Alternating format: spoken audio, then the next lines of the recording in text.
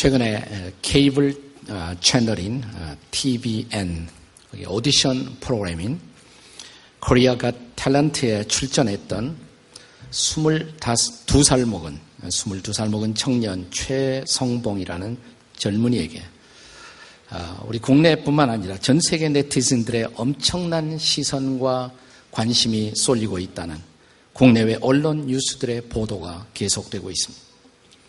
이 현상은 얼마 전에 나는 가수다에 출연한 임재범 씨 사건을 능가하는 새로운 신드롬을 만들어내고 있습니다.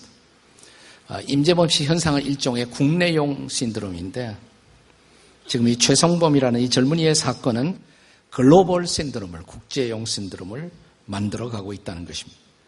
CNN 유튜브를 통해 이 최 씨의 공연을 본 누리꾼은 전 세계에서 벌써 1,000만 명을 넘어섰다고 합니다. 지난 6월 미국의 ABC 방송은 그를 한국의 수잔 보일, 한국의 폴 포츠로 소개한 데 이어서 CNN은 그를 제2의 수잔 보일로 소개하면서 실상은 수잔 보일을 넘어서서 세계 재능쇼에 또 다른 새로운 열풍을 몰고 온 사람이라고 소개하고 있습니다. 그의 심상치 않은 이런 인기의 배경은 단순히 그의 노력, 실력만은 아닙니다. 노래 실력만이 아니라 그가 걸어왔던 지난했던 시련의 인생 역정 때문이기도 했습니다. 이 사람은 태어나서 3살 되어서 고아원에 맡겨집니다. 그러나 고아원의 구타와 학대를 견디지 못하고 고아원을 탈출합니다. 5살부터 그는 나이트클럽을 떠돌면서 껌을 팔아 연명을 했습니다. 그는 공용 화장실이나 계단을 침실 삼아 늘 하루 생활 마무리를 그곳에서 하곤 했습니다. 어느 날은 힘센 어른들에 붙잡혀 이름 모를 섬으로 붙잡혀 갔다가 다시 도망쳐 나와 거리로 돌아왔습니다. 그는 10년 이상 껌과 바카스를 팔면서 거리를 그의 집으로 삼아 생활을 해왔습니다. 일용직 품을 팔아 연명을 하면서도 그러나 한 가지 그는 꿈을 포기하지 못했습니다. 그는 꿈이 있는 젊은이였습니다. 그래서 그는 공부에 대한 집념을 포기하지 못한 채로 화장실의 한 구석, 거리의 한 모퉁이에서 책을 펼쳐 검정고시를 합격해서 비로소 한 번도 학교 문턱을 밟지 못하다가 고등학교에 마침내 들어가서 거기서 공부라는 것을 시작하고 음악이라는 것을 배우게 됩니다. 어느 날 그는 나이트클럽에서 일하다가 단순한 댄싱 뮤직이 아니라 그날따라 나이트클럽에 클래식을 부르는 한 사람의 목소리를 듣고 그는 깊이 매료되기 시작했습니다. 그래서 그는 클래식 음반을 사서 그것을 계속 들으면서 노래 연습을 시작합니다. 그리고 그는 지난 6월 어딘지 어색한 손짓과 불안한 눈빛 그리고 더듬는 말투로 이 TVN 탤런트 쇼 무대에 등장해서 인사를 마친 후 노래를 시작합니다. 그 누구도 예상하지 못했던 곡목 넬라 판타지아를 환상적인 목소리로 불러서 당시 그 자리에 심사위원이었던 음악감독 박할린, 배우 송윤아 그리고 영화감독 장진을 위지해서 그 자리에 모여있던 오디언스와 국내외 전 세계 시청자들을 그는 울리고 만 것입니다. 오늘 설교의 제목은 시련 속에도 성숙할 수 있습니까? 라는 질문입니다. 대답이 뭘까요? 대답은 예스입니다. 최성봉이라는 이 젊은이의 삶이 바로 그것을 우리에게 증명합니다. 시련이라는 것은 결코 성도에게도 그리스도인들에게도 예외가 아닙니다. 예수님도 그를 따르는 제자들에게 너희가 세상에서는 환난을 당하나 안 당하나? 당하나 그랬습니다. 그는 예수를 믿었다는 사실 때문에 우리에게 환난이 면제된다고 말씀하신 일은 없습니다. 오늘의 본문 야고보서의 기자도 그 당시 신앙의 박해로 말미암아 흩어져 사는 이스라엘 12지파와 모든 성도들에게 메시지를 보내면서 이렇게 시작했습니다. 내 형제들아 너희가 여러 가지 시험을 만나거든 온전히 기쁘게 여기라. 이 짤막한 본문에 온전히라는 단어가 3번 이상 출연합니다. 여기서 온전히는 완전의 뜻은 아닙니다. 히라보의 텔레이오스라는 이 단어는 차라리 성숙하게라는 것이 올바른 뜻이라고 할 수가 있습니다. 시련이 바로 성숙의 통로임을 암시하는 그런 대목입니다. 자, 그렇다면 시련은 어떤 의미에서 여러분과 저에게 그리고 우리에게 성숙의 삶을 약속하는 것일까요? 시련이 약속하는 삶, 시련에 올바로 반응할 때 우리에게 이루어질 수 있는 약속의 삶, 세 가지입니다. 첫째, 시련은 믿음의 삶을 약속합니다. 시련은 믿음의 삶을 약속합니다. 본문의 3절 말씀을 함께 읽겠습니다. 3절 다 같이 읽습니다. 시작. 이는 너희 믿음의 시련이 인내를 만들어내는 줄 알미라. 여기 믿음의 시련 그랬죠. 믿음의 시련.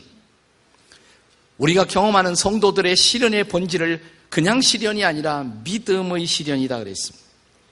여기 시련이라는 단어는 히라보의 도키미온 혹은 도키모스라는 단어로 쓰여져 있습니다. 본래 이 단어는 이렇게 쓰여진 단어입니다.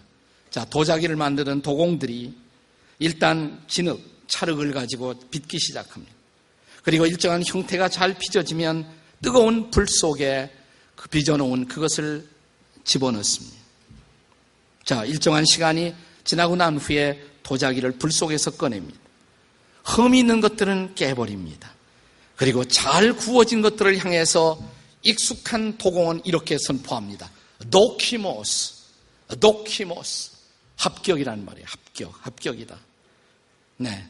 이것이 바로 시련이라는 단어의 뜻이에요. 시련. 그래서 이 시련을 영어로는 prove 혹은 trial이라는 이런 단어로 번역되기도 합니다.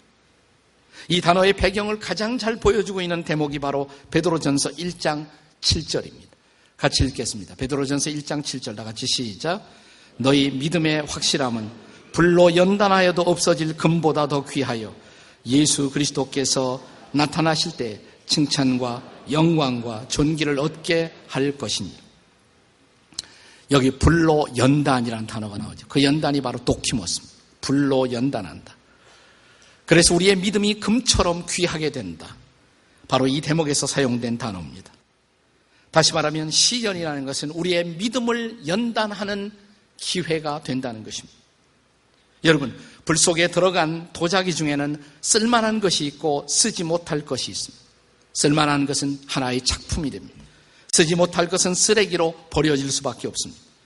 여러분이 시련이 우리에게 다가오면 이 시련 속에서 참된 믿음과 거짓된 믿음이 구별된다는 것입니다.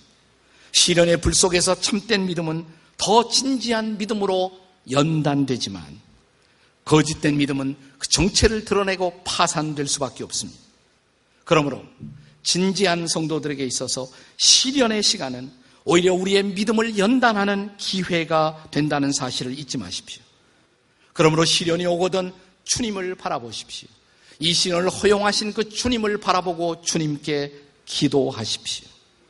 그리고 매 순간순간 주를 의지하고 시련의 불 속을 통과하십시오.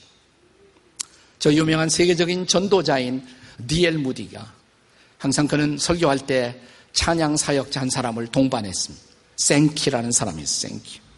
어느 날 생키에게 이렇게 말합니다. 자네, 참 환난당하는 성도들이 많은데 그들이 이 환난 속에서 주님을 바라보고 일어설 수 있는 찬송 하나를 만들어 보게나.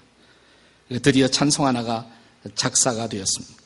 자, 이 찬송이 우리가 잘 부르는 애송하는 찬송가 중에 하나입니다. 이런 찬양이 있죠. 어려운 일 당할 때 나의 믿음 적으나 의지하는 내 주를 더욱 의지합니다. 세월 지나갈수록 의지할 것뿐일세. 그 다음에 뭐예요? 아무 일을 만나도 예수 의지합니다. 이럴 때 한번 쫙 부르면 좋은데 제가 감당할 자신이 없습니다. 네. 시편은 바로 이와 같은 시련이 얼마나 우리 인생에서 우리에게 하나님을 가까이 할 수 있는 기회가 되는 것을 우리에게 증언해 주고 있습니다. 오늘의 야고보서의 본문도 마찬가지입니다. 시련이라는 것은 그러므로 우리의 믿음의 진정성을 시험하는 시간입니다. 시련 중에 마치 이 찬양의 가사처럼 우리가 주님 앞에 나와 주님에게서 멀어지는 것이 아니라 오히려 주님 앞에 나와 주를 의지한다면, 주를 신뢰한다면 그 시련의 밤을 지났을 때 밝은 아침 하나님은 여러분과 저를 향해서 바라보시며 이렇게 말씀할 것입니다. 도키모스, 합격. 내 믿음은 합격. 이 불을 통과한 아름다운 작품으로서 우리가 합격된 것을 그분이 선포할 것입니다. 나는 여러분들이 지금 어떤 시련을 통과하고 있다면 시련의 밤을 지나 주님 앞에 아름다운 하나님의 작품으로 합격의 선언을 받는 그런 성도가 되시기를 주의 이름으로 축원합니다. 시련의 밤이 오셨습니까? 그렇다면 더욱 주를 의지하십시오. 옆에 있는 분들에게 시련이 왔습니까? 더욱 주를 의지하세요. 이렇게 한번 인사해 보세요. 시작. 시련이 왔습니까? 더욱 주를 의지하십시오. 시련은 믿음의 삶을 올바로 반응하기만 하면 더욱 깊은, 더욱 아름다운 믿음의 삶을 선물한다는 것입니다. 두 번째로, 시련은 어떻게 우리에게 성숙한 삶으로 인도할 수가 있습니까? 두 번째, 시련은 인내의 삶을 약속합니다. 시련이 오면 우리 모두 버티고 견딜 수밖에 없습니다. 이 버티고 견디는 것, 이것을 가리켜 우리는 인내라고 말합니다. 여러분, 시련 없이 인내는 만들어지지 않습니다. 제가 좋아하는 예화를 여러분도 아마 기억하실 것입니다. 어떤 성도 한 분이 자기가 도무지 인내가 없다, 기도 제목이 되었습니다. 어느 날 목사님께 찾아가서 기도를 부탁합니다. 목사님, 제가 인내를 너무 못해요. 제가 인내할 수 있는 사람이 되도록 기도 한번 해주세요. 그래요. 목사님이 어깨에 손을 얹고 기도를 시작합니다. 하나님, 이 성도에게 인내를 요구하고 있습니다. 그렇다면 하나님이요, 먼저 시련을 보내주십시오. 그러자 갑자기 쿡 찌르면서, 목사님, 시련은 아니고요, 인내요. 시련은 아니고요, 인내요. 목사님도, 그런데 시련 없이 인내는 없거든요. 시련 없이 인내는 만들어지지 않거든요. 그렇습니다.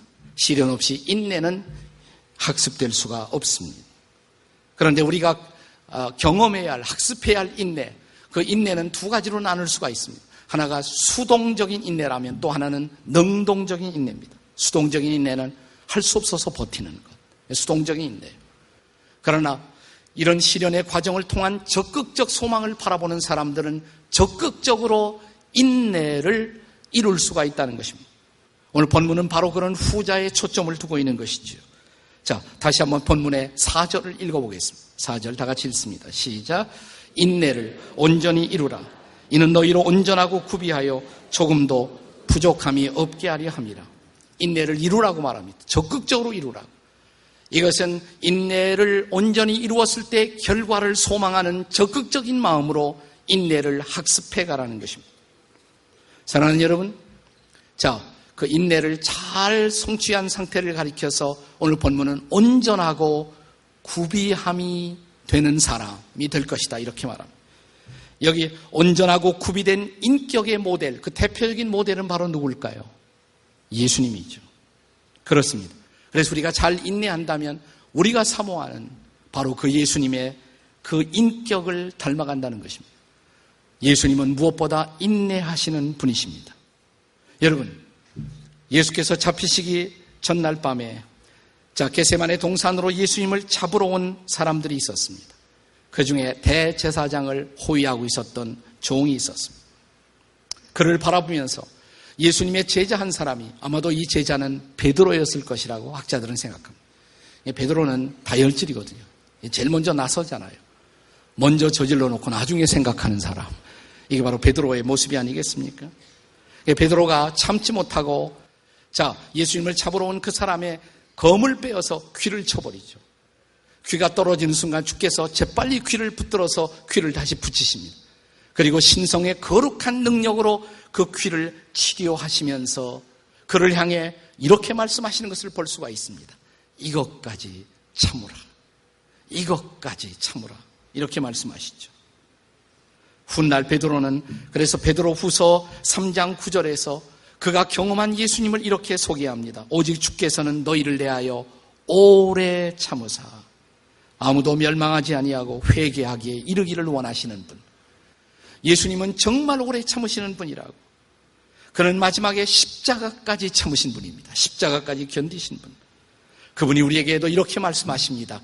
참을 수 없다 우리가 말할 때 내 곁에 다가오시며 그것도 참아야 해. 그것도 참아야 해. 그리고 이렇게 참아냈을 때, 적극적으로 인내를 연습했을 때 맺어지는 성령의 열매가 있습니다. 여러분, 성령의 9가지 열매를 기억하십니까? 뭐예요? 사랑과 희락과 화평과 그 다음에 뭐예요? 오래 참음과 자비와 양성과 충성과 온유와 절제. 9가지니까 복수죠. 그런데 성령의 열매라는 열매가 단수로 되어 있어요. 단수로. 이것은 9가지를 함께 모은 한 인격. 자, 이 성령의 열매가 지향하는 유일한 인격, 그 인격은 바로 누굽니까? 예수님이죠.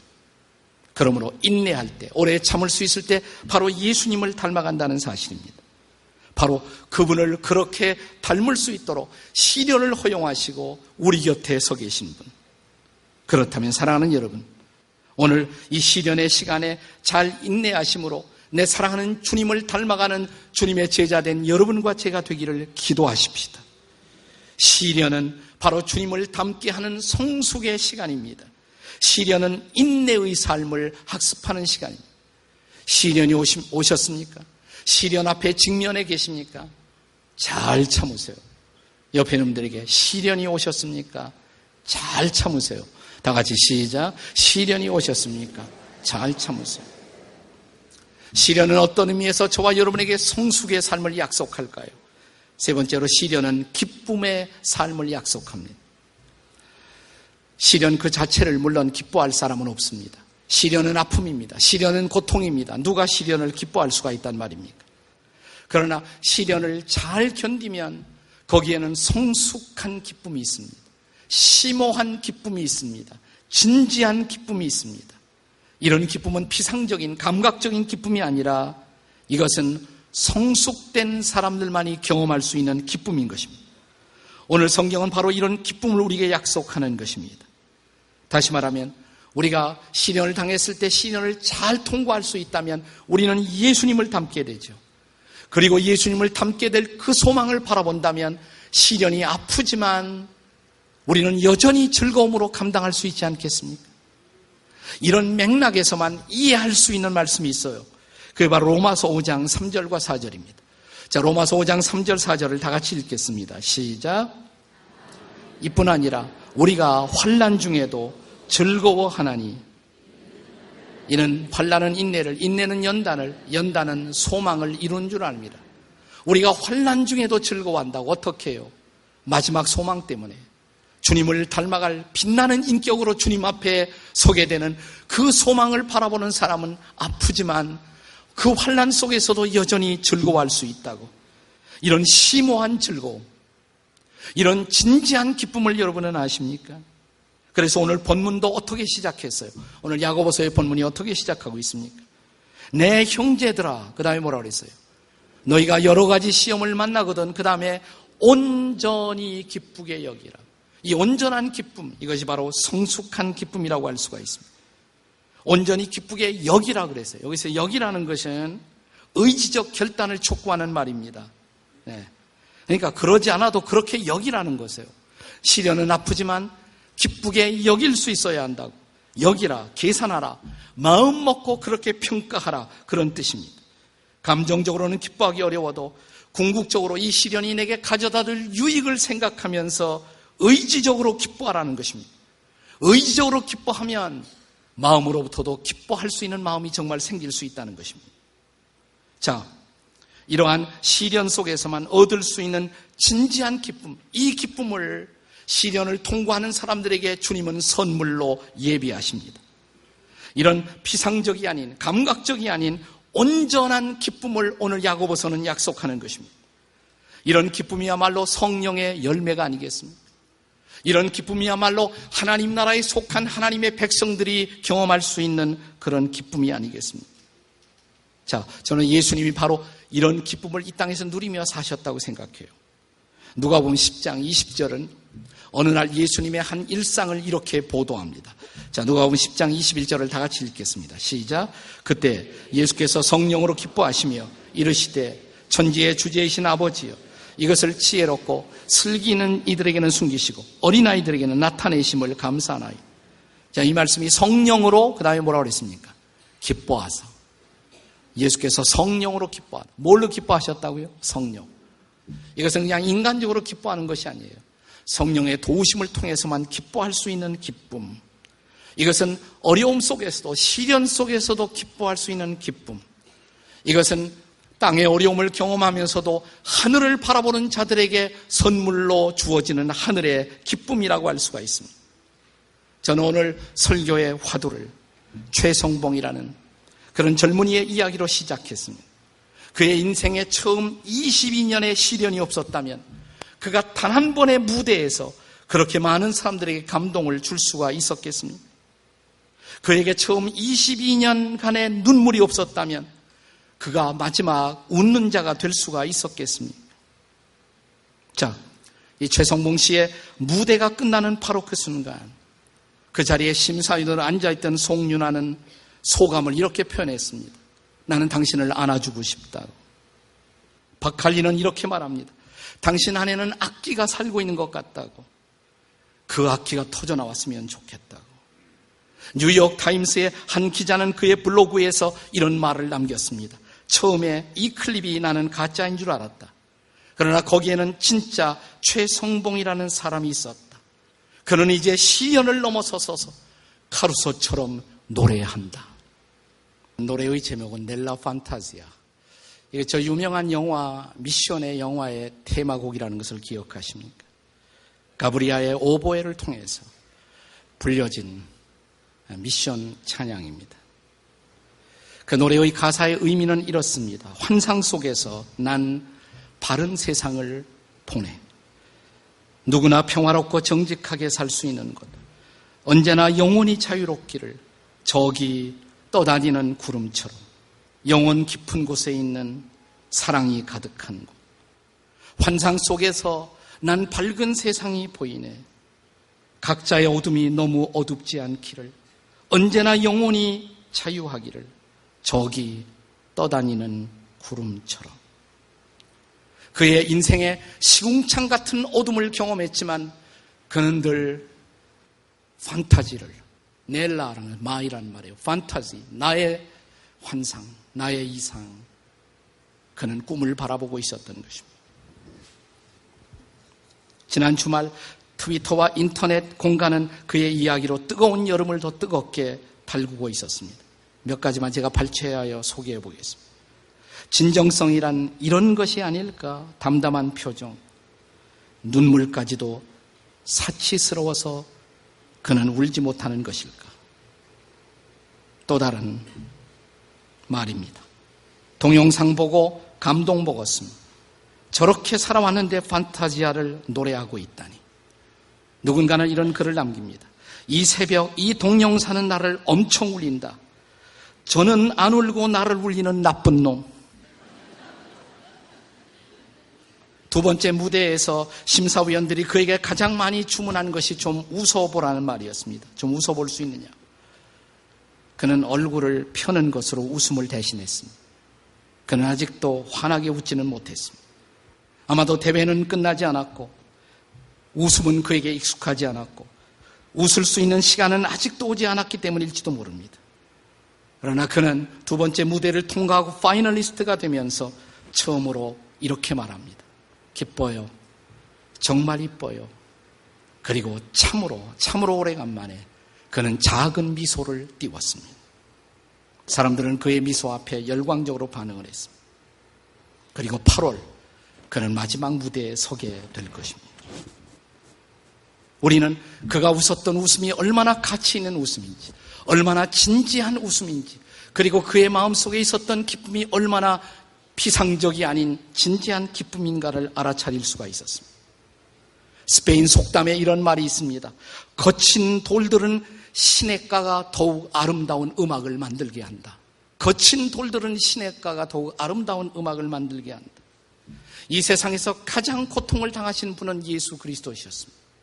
그는 제자들에게 배신당하고 동족들에게 그는 팔려오고 로마의 병정들에게 십자가에 못 박히고 엘리 엘리 라마 사막다니 내 하나님 어찌하여 나를 버리셨나이까. 그는 하늘이 어둠으로 덮어버린 공간 속에 매달려 6시간을 보내신 분. 누구도 그분처럼 고통을 당하신 분은 없습니다. 그러나 이 세상은 바로 이 순환당한 그리스도를 찬양하는 찬양곡으로 넘쳐나고 있습니다. 그는 마침내 이 고통을 거룩한 부활로 승리하시고 저와 여러분들에게 찬양을 선물로 주신 분이십니다. 그런 의미에서 시련은 성숙의 통로입니다. 시련은 기쁨의 통로입니다. 그러므로 오늘 본문에서 야고보는 우리에게 이렇게 말합니다. 너희가 여러 가지 시험을 만나거든 온전히 기쁘게 여기라. 기도하시겠습니다. 자리에서 다 같이 일어나서 기도하시겠습니다. 일어나서 함께 같이 기도하실 때 여러분 중에 적지 않은 분들이 오늘 시련의 시간을, 아픔의 시간을, 고통의 시간을 통과하는 분들이 계실지 몰라요. 하나님, 제가 아파요. 지금 힘들어요.